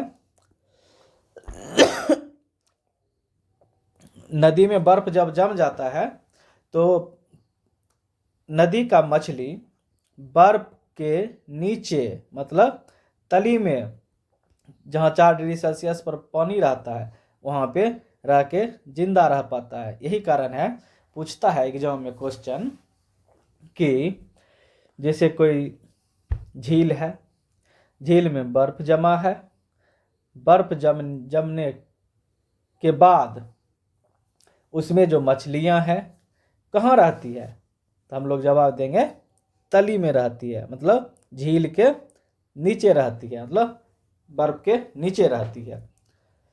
ठीक है दोस्तों, समझ गए होंगे आप लोग, क्योंकि नीचे 4 डिग्री सेल्सियस पर पानी रहता है, मछली बर्फ के नीचे रहता है। देखिए खाद्य पदार्थ होता है ना, खाने पीने वाला, जब आप लोग रेफ्रिजरेटर में रखते हैं उसको 4 डिग्री सेल्सियस ताप पर रखा जाता है, ठीक। खाद्य पदार्थ रेफ्रिजरेटर में कितने डिग्री सेल्सियस पर रहता है, 4 डिग्री सेल्सियस पर रहता है। क्वेश्चन में पूछता है खाद्य पदार्थ को कितना डिग्री सेल्सियस पर सुरक्षित रूप से रखा जाता है, तो आप लोग जवाब दीजिएगा 4 डिग्री सेल्सियस। तो चलिए दोस्तों, मुझे ऐसा संभावना लग रहा है आप लोग चीज़ें को बहुत अच्छे से समझ पा रहे हैं। क्या आप लोग इस चीज़ को जो मैंने समझा रखा है, इस चीज़ों को आप लोग बहुत अच्छे से समझ रखे होंगे या समझते होंगे। चलिए दोस्त, अगर अभी तक मेरे द्वारा बताए गए चीज़ों को आप लोग समझ पा रहे हैं अच्छा से, तो आप लोग प्लीज़ दोस्तों चैनल को सब्सक्राइब और बेल आइकन को ज़रूर दबा दीजिएगा, हाँ, और अपने मित्रों के साथ चैनल को शेयर ज़रूर कीजिएगा। चलिए थोड़ा देर के लिए अगर वीडियो आप लोग देख पा रहे हैं, हम लोग थोड़ा देर के लिए रुकते हैं। प्लीज़ दोस्तों आप लोग से गुजारिश है, वीडियो को लाइक और सब्सक्राइब कर दें। थोड़ा देर के लिए हम लोग रुक रहे हैं, अगर अच्छा लगा तो आप लोग लाइक और सब्सक्राइब ज़रूर करें, और उससे भी ज़्यादा अच्छा लगा होगा तो अपने दोस्तों के साथ शेयर ज़रूर कीजिए। हम लोग थोड़ा देर के लिए रुक रहे हैं, हम लोग रुके हुए हैं दोस्तों। आप लोग लाइक और सब्सक्राइब ज़रूर करें, बेल आइकन को ज़रूर दबाएं जब तक कि हम लोग रुके हुए हैं, ठीक है। तो आप लोग बहुत अच्छा से वीडियो को समझ पा रहे होंगे। लाइक और सब्सक्राइब करने में आप लोग को कुछ जाने वाला है नहीं, थोड़ा देर का समय जाएगा, ठीक है दोस्तों। तो आगे बढ़े हम लोग। अगर आप में से कोई भी लाइक और सब्सक्राइब नहीं किया तो प्लीज़ प्लीज़ प्लीज़ आप लोग लाइक और सब्सक्राइब ज़रूर कर लीजिएगा, इससे हमें आगे बढ़ने का मौका मिलेगा और आपको भी नई नई चीज़ों को सीखने का मौका मिलेगा। आप लोग भी सोच रहे हैं कि हम लोग भी नया नया चीज़ें सीखें और मेरा चैनल भी आगे बढ़े और हम भी आगे बढ़े, इसके लिए तो आपको भी मेरा हेल्प करना ज़रूर पड़ेगा, ठीक है दोस्तों। तो आगे बढ़ते हैं। जैसे देखिएगा, जब हम लोग आगे जैसे वीडियो ये डलेगा, आगे चल के हम नॉमरिकल बनाएंगे, नोमरिकल बनाएंगे। जब हम लोग नोमरिकल बनाएंगे तो उस परिस्थिति में हम लोग को फार्मूला याद होना बहुत अति आवश्यक समझा जाता है। तो उस फार्मूला को हम लोग एक बार अपने ध्यान में रखेंगे और कोशिश करेंगे आप लोग कि याद कर लें। ठीक है दोस्तों, जैसे आप लोग जब क्वेश्चन बनाइएगा, जब नोमरिकल बनाइएगा, आपको यह तीनों फार्मूला बहुत ज़्यादा कम होने वाला है। तो बर्फ के लिए फार्मूला आता है MI मतलब आइस, बर्फ, MI ब्रैकेट शुरू -QI/2 + 80 + T। जब फार्मूला यह बैठाएंगे, अगर 0 डिग्री सेल्सियस से कम उत्तर आए तो हम लोग उत्तर 0 डिग्री सेल्सियस ही मान के चलेंगे। बर्फ के लिए यह फार्मूला है। पानी के लिए MW QW - T। अगर T ज़्यादा रहेगा तो इधर रख लेंगे, Q ज़्यादा रहेगा तो इधर रख लेंगे, मतलब जो ज़्यादा रहेगा उसको इधर रख के कम वाला के इधर रख लेंगे, तो पानी का निकल जाएगा। जल वाष्प MV 640 - T। अगर 100 डिग्री सेल्सियस से अधिक उत्तर आए तो उसका उत्तर हम लोग 100 डिग्री सेल्सियस मान के चलेंगे। तो आप लोग दोस्तों इतना तो ज़रूर समझ गए होंगे। बर्फ के लिए फार्मूला MI - QI/2 + 80 + T। पानी के लिए फार्मूला MW QW - T। और जल वाष्प के लिए formula MV 640 - T। 0 degree Celsius से कम आएगा तो 0 डिग्री आंसर मान लेंगे, 100 डिग्री सेल्सियस से उत्तर अधिक आने पर 100 डिग्री सेल्सियस उत्तर मान लेंगे। चलिए दोस्तों, अब आगे हम लोग अध्ययन करते हैं। इसके आगे हम लोग जब चलेंगे तो वाष्प इंजन के बारे में थोड़ा पढ़ लेते हैं। वाष्प इंजन क्या होता है? वाष्प इंजन वैसे इंजन होता है जो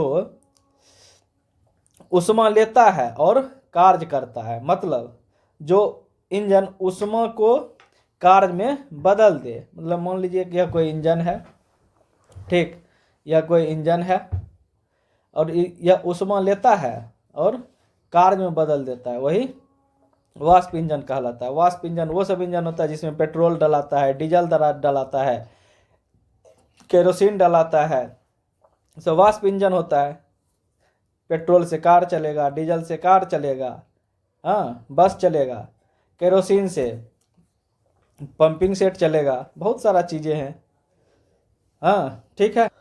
तो T1 ताप पर अगर Q1 ऊष्मा लेता है, मान लीजिए कोई इंजन है, मान लीजिए यह कोई इंजन है, ठीक, T1 ताप पर Q1 ऊष्मा लेता है और T2 ताप पर Q2 ऊष्मा देता है, तो उसके लिए फार्मूला आता है नीटा बराबर T1 - T2/T1 गुना 100 बराबर Q1 - Q2/Q1 गुना 100। यह फार्मूला आता है, याद रखिएगा आप लोग।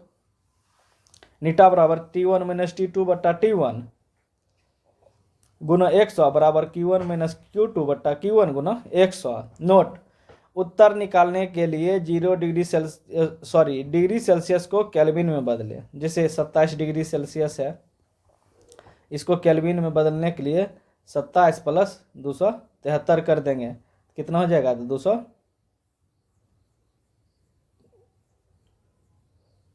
सॉरी ये 300 करीब, हाँ 300 आ जाएगा आंसर। अब हम लोग विशिष्ट ऊष्मा के बारे में अध्ययन करेंगे। विशिष्ट ऊष्मा क्या होता है? विशिष्ट ऊष्मा उस ऊष्मा को कहते हैं जो 1 डिग्री सेल्सियस ताप बढ़ाने के लिए आवश्यक ऊष्मा लेता है। विशिष्ट ऊष्मा हम लोग उसी को न कहेंगे जो 1 डिग्री सेल्सियस ताप बढ़ाने के लिए, मान लीजिए कि किसी का ताप 24 डिग्री सेल्सियस है, अगर इसको 25 डिग्री सेल्सियस करना हो, इसको कुछ न कुछ ऊष्मा चाहिए तब नहीं इतना हो पाएगा। वही चीज़ बोल रहा है, 1 डिग्री सेल्सियस ताप बढ़ाने के लिए आवश्यक ऊष्मा जो लेता है, ठीक है, उसी को विशिष्ट ऊष्मा कहते हैं। लेकिन जब इसको हम लोग ऊष्मा देंगे 24 डिग्री सेल्सियस से 25 डिग्री सेल्सियस होने के लिए, इस परिस्थिति में अवस्था में कोई भी परिवर्तन नहीं होना चाहिए। मतलब यह वाटर फॉर्म में है तो वाटर के फॉर्म में ही रहना चाहिए, ठीक है। अगर यह जल है तो जल ही रहेगा, उसके लिए है। Q बराबर ms थीटा फार्मूला आता है। कहे तो 1 डिग्री सेल्सियस ताप बढ़ाने के लिए आवश्यक ऊष्मा जो लेता है अवस्था में परिवर्तन किए बिना, तो उसके लिए फार्मूला ms थीटा होता है। जैसे 24 डिग्री सेल्सियस 25 डिग्री सेल्सियस करना है तो कुछ न कुछ ऊष्मा देंगे लेकिन अवस्था परिवर्तन नहीं होना चाहिए, मतलब जल है तो जल ही रहेगा। जो जल पहले 24 था डिग्री सेल्सियस तो अब जल 25 डिग्री सेल्सियस हो जाएगा। यही होता है विशिष्ट ऊष्मा। मतलब 1 डिग्री सेल्सियस बढ़ाने के लिए जो उसमें ऊष्मा हम लोग देते हैं अवस्था में बिना परिवर्तन किए, उसी को विशिष्ट ऊष्मा धारिता कहते हैं। विशिष्ट ऊष्मा धारिता का ऐसा मात्रक जूल प्रति किलो प्रति केल्विन होता है और सीजीएस मात्रक कैलोरी प्रति ग्राम प्रति कैलोरी होता है। जो जल्दी गर्म होगा विशिष्ट ऊष्मा धारिता उसका कम होगा। क्या होता है दोस्तों, जो जल्दी गर्म होगा उसका विशिष्ट ऊष्मा धारिता उतना ही ज़्यादा कम होगा। जो धीरे धीरे गर्म होगा विशिष्ट ऊष्मा धारिता उसका अधिक होगा। जैसे धातु, मान लीजिए कि लोहा है, ठीक है, अगर इसको गर्म कीजिएगा जल्दी गर्म नहीं होगा मतलब इस धीरे धीरे गर्म होगा। अगर धीरे धीरे गर्म होगा तो इसका विशिष्ट ऊष्मा धारिता बहुत ज़्यादा होगा, मतलब धीरे धीरे गर्म होगा तो धीरे धीरे ठंडा भी होगा, इसीलिए इसका विशिष्ट ऊष्मा धारिता बहुत ज़्यादा होता है। उच्च विशिष्ट ऊष्मा धारिता, सबसे ज़्यादा उच्च विशिष्ट ऊष्मा धारिता हाइड्रोजन का होता है, उसके बाद जल का होता है, उसके बाद बर्फ का होता है। जल का विशिष्ट ऊष्मा धारिता 4200 जूल प्रति किलो प्रति केल्विन होता है और सीजीएस में 1 कैलोरी प्रति ग्राम प्रति कैलोरी होता है। बर्फ का विशिष्ट ऊष्मा धारिता 2100 जूल प्रति किलो प्रति केल्विन होता है और 0.5 कैलोरी प्रति ग्राम प्रति कैलोरी होता है। ठीक है दोस्तों, आप लोग अच्छा समझ पाएंगे विशिष्ट ऊष्मा धारिता को। विशिष्ट ऊष्मा धारिता क्या होता है, 1 डिग्री सेल्सियस ताप बढ़ाने के लिए जो ऊष्मा देते हैं, हाँ, लेकिन अवस्था में कोई परिवर्तन नहीं हो, जल है तो जल ही रहेगा, अवस्था में यही परिवर्तन नहीं हो रहा, जल था तो जल ही है, अवस्था में परिवर्तन नहीं हुआ। लेकिन 1 डिग्री सेल्सियस ताप बढ़ रहा है, कुछ न कुछ ऊष्मा देंगे, 1 डिग्री सेल्सियस ताप बढ़ा लेकिन अवस्था में परिवर्तन नहीं हुआ तो जल था तो जल ही है, वही होता है विशिष्ट ऊष्मा धारिता। इसके लिए फॉर्मूला आता है Q बराबर ms थीटा। सबसे ज़्यादा विशिष्ट ऊष्मा धारिता हाइड्रोजन के, उसके बाद जल के, उसके बाद बर्फ के। हाइड्रोजन के सबसे ज़्यादा, जल का विशिष्ट ऊष्मा धारिता 4200 जूल प्रति किलो प्रति केल्विन होता है और बर्फ का 2100 जूल प्रति किलो प्रति केल्विन। अब लास्ट टॉपिक हम लोग अध्ययन करने वाले हैं गुप्त ऊष्मा के बारे में। गुप्त ऊष्मा मतलब छुपा हुआ ऊष्मा। गुप्त ऊष्मा का मतलब छुपा हुआ ऊष्मा, जिसमें ऊष्मा छिपल है। जैसे तापमान स्थिर रखते हुए अवस्था परिवर्तन के लिए दी गई ऊष्मा गुप्त ऊष्मा कहलाता है। गुप्त ऊष्मा मतलब ताप स्थिर है, मान लीजिए ये ताप 100 डिग्री सेल्सियस है, ठीक, यहाँ भी ताप 100 डिग्री ही सेल्सियस है। ताप क्या है, स्थिर है, लेकिन अवस्था परिवर्तन हो रहा है। 100 डिग्री सेल्सियस पर वाटर, हाँ, और गैस के रूप में चला जाता है। मतलब 100 डिग्री सेल्सियस जब होगा तो वाटर मतलब पानी खौलेगा तो ऊष्मा निकलेगा, वाष्प निकलेगा तो गैस निकलेगा, ठीक। वाटर 100 डिग्री सेल्सियस पर जैसे खौलेगा तो कुछ न कुछ गैस निकलेगा। लेकिन ताप 100 डिग्री सेल्सियस पर उबल भी रहा है, 100 डिग्री सेल्सियस पर गैस भी बन रहा है। वही है, तापमान स्थिर रखते हुए अवस्था परिवर्तन के लिए मतलब पहले अवस्था था वाटर, बाद में हो गया गैस, उसी को गुप्त ऊष्मा कहते हैं। गुप्त ऊष्मा के लिए फार्मूला आता है Q बराबर ml, ठीक है। आप लोग बहुत अच्छा समझ पाए होंगे। प्लीज़ दोस्तों, अगर मेरे द्वारा पढ़ाया गया हर चीज़ आपको अच्छा से समझ आ रहा है, अगर आप लोग कुछ न कुछ नया चीज़ें सीखे हैं तो प्लीज़ दोस्तों आप लोग से हाथ जोड़ के विनती है, आप चैनल को सब्सक्राइब ज़रूर करें, बेल आइकन को ज़रूर दबाएं और दोस्तों के साथ शेयर ज़रूर करें। क्या करें दोस्तों, सबसे पहले आप मेरे चैनल को सब्सक्राइब करें, उसके बाद लाइक करें, उसके बाद अपने दोस्तों के साथ शेयर ज़रूर करें। प्लीज़ दोस्तों, प्लीज़ प्लीज़ प्लीज़। इतना कह के ही हम अपनी बातों को विराम देते हैं। जय हिंद, जय भारत। जय हिंद, जय भारत। प्लीज़ दोस्तों इतना तो ध्यान ज़रूर रखिएगा कि चैनल को लाइक, सब्सक्राइब और शेयर ज़रूर करें और बेल आइकन को ज़रूर से ज़रूर दबा दें। धन्यवाद दोस्तों। मुझे ऐसा आशा लग रहा है, मुझे इतना आशा है और विश्वास है कि आज आपको जो यह टॉपिक बताया गया है, समझाया गया है, पढ़ाया नहीं गया है, मैं पढ़ाता नहीं हूँ, मैं बस समझाता हूँ, आप समझ पाए, इससे बढ़ के कुछ नहीं है।